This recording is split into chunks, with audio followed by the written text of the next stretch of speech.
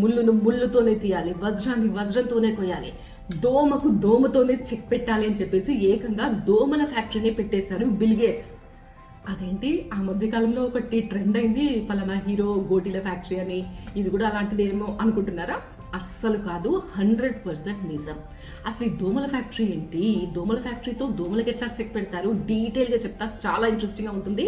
Video end వరకు చూడండి. కొలంబియాలోని మెడిలిన్ సిటీలో ఒక బిల్డింగ్లో వారానికి 3 కోట్ల దోమలను పెంచుతున్నారు. ఈ ఫ్యాక్టరీకి బిల్ గేట్స్ ఫౌండేషన్ ఫండ్ ఇస్తుంది. ఈ కార్యక్రమం పేరే వరల్డ్ మస్కిటో ప్రోగ్రామ్.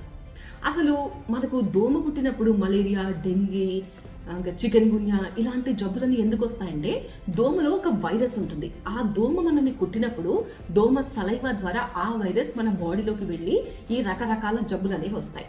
అయితే ఇప్పుడు శాస్త్రవేత్తలు ఒక స్పెషల్ బ్యాక్టీరియాని కనిపెట్టారు. దాని పేరే వాల్బాకియా. ఇది అక్కడ స్పెషల్గా పెంచుతున్న దోమల్లోకి ఈ బ్యాక్టీరియాని పంపించేస్తారనమాట. సో అన్ని దోమల్లో ఈ స్పెషల్ బ్యాక్టీరియా ఉంటుంది. ఈ బ్యాక్టీరియా ఏం చేస్తుందంటే దోమలో వైరస్ అనేది అస్సలు గ్రో కాకుండా ఆపుతుందన్నమాట. వైరస్ లేని దోమలు కుట్టినా కూడా మనకు ఏమీ కాదు, ఎలాంటి జబ్బులు కూడా రావు.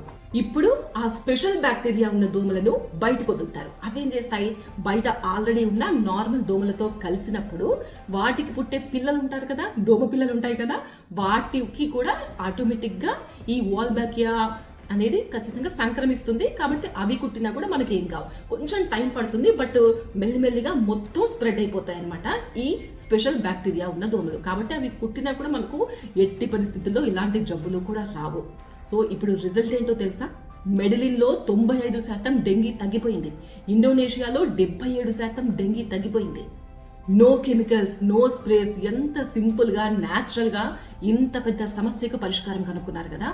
మన దగ్గర అయితే అసలు వానాకాలం వస్తే చాలు డెంగీ, మలేరియా, టైఫాయిడ్, చికెన్ గున్యా ఇలా రకరకాల ఫీవర్స్తో హాస్పిటల్స్ అన్నీ కూడా నిండిపోతాయి కదా. ఆ దోమల ఫ్యాక్టరీ ఏదో మన దగ్గర కూడా పెడితే బాగుంది కదా.